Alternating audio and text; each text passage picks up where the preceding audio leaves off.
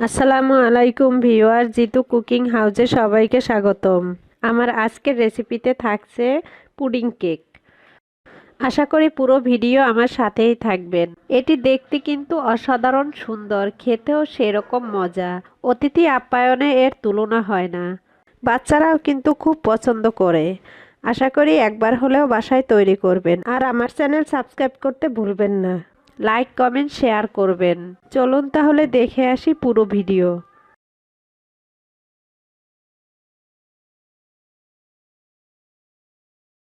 প্রথমেই আমি যে পাত্রটিতে পুডিং কেক তৈরি করব সেই পাত্রটিতে দিয়ে দিলাম 4 টেবিল চামচ পরিমাণ চিনি আর দিয়ে দিলাম 1/3 কাপ পরিমাণ পানি দিয়ে আমি একটি ক্যারামেল তৈরি করে নিব।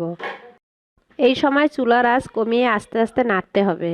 নাড়তে নাড়তে এক সময় কালার পরিবর্তন হয়ে আসবে। যখন লালচে কালার হয়ে আসবে তখন বুঝতে হবে আমার ক্যারামেলটা তৈরি করা হয়ে গেছে। এই যে দেখুন ভিউয়ার্স, আমার ক্যারামেল তৈরি করা হয়ে গেছে। ক্যারামেলটা সেট হতে হতে আমি পুডিংয়ের মিশ্রণটা তৈরি করে নিব। একটা বাটির মধ্যে নিয়ে নিলাম 2টি ডিম। ডিম 2টি আগে থেকেই ফ্রিজ থেকে নামিয়ে নরমাল করে নিতে হবে। দিয়ে দিলাম 1/4 কাপ চিনি আর দিয়ে দিলাম হাফ চা চামচ ভ্যানিলা এসেন্স। এবার একটি হ্যান্ড গিটারের সাহায্যে আমি ভালো করে মিশিয়ে নিব, যাতে করে চিনিটা ভালো করে মিশে যায়। আমার মিশানো হয়ে গেছে। দিয়ে দিব হাফ কাপ লিকুইড দুধ। এখানে আমি 500 গ্রাম দুধকে জাল করে 250 গ্রাম করে নিয়েছি। এবার আবারও একটি ইলেকট্রিক বিটার দিয়ে আমি ভালো করে মিশিয়ে নিব। মিশানো হয়ে গেলে একটা সাইডে রেখে দিব। চলে যাব পরবর্তী স্টেপে। এবার আমি কেকের লেয়ারটা তৈরি করে নিব। একটা বাটিতে আমি রুম টেম্পারেচারের 2টি ডিম ভেঙে নিলাম। এবার ডিমের কুসুম 2টি আমি আলাদা করে নিব।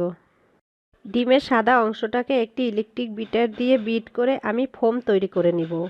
বিট করার সময় আপনারা চাইলে চিনি দিয়ে দিতে পারেন, আমি একটু পরে দিচ্ছি। ডিমের এই সাদা অংশটাকে ততক্ষণ বিট করতে হবে যতক্ষণ পর্যন্ত সাদা ফোমের মতো তৈরি না হয়। এবার দিয়ে দিলাম ডিমের কুসুম 2 টেবিল চামচ রান্নার তেল আর দিয়ে দিলাম হাফ চা চামচ ভ্যানিলা এসেন্স। আবারও একটু বিট করে নিব আর দিয়ে দিলাম হাফ কাপ চিনি। আপনারা চিনিটা স্বাদ অনুযায়ী কমিয়ে বা বাড়িয়েও দিতে পারেন। আবারও মিশিয়ে নিব।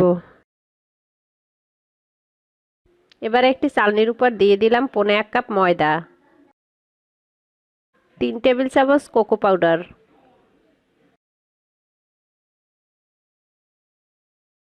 আর হাফ চা চামচ বেকিং পাউডার।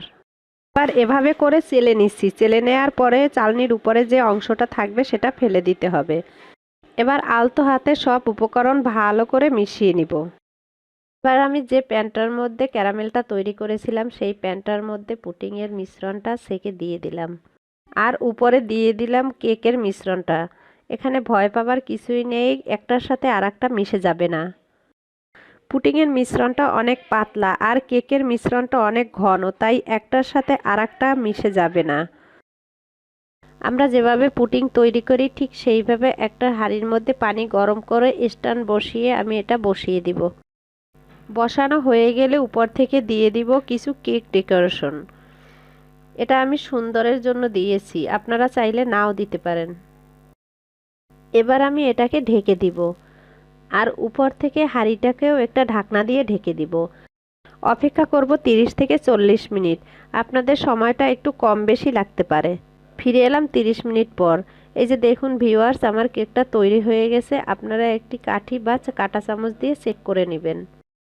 একটি ছুরি দিয়ে চারপাশ থেকে এরকম করে ছাড়িয়ে নিব। একটি প্লেটের উপর আমি নামিয়ে নিব। এই যে দেখুন ভিউয়ার্স, দেখতে কত সুন্দর হয়েছে, খেতেও কিন্তু ভীষণ মজার। আমি কেটে দেখাচ্ছি। এটি দেখতে যেরকম সুন্দর, খেতেও কিন্তু ভীষণ মজার। আশা করি আমার রেসিপি ফলো করে আপনারা বাসায় তৈরি করলে আপনাদের পুডিং কেকটাও আমার পুডিং কেকের চেয়ে ভালো হবে। আশা করি বাসায় তৈরি করলে সবাই পছন্দ করবে।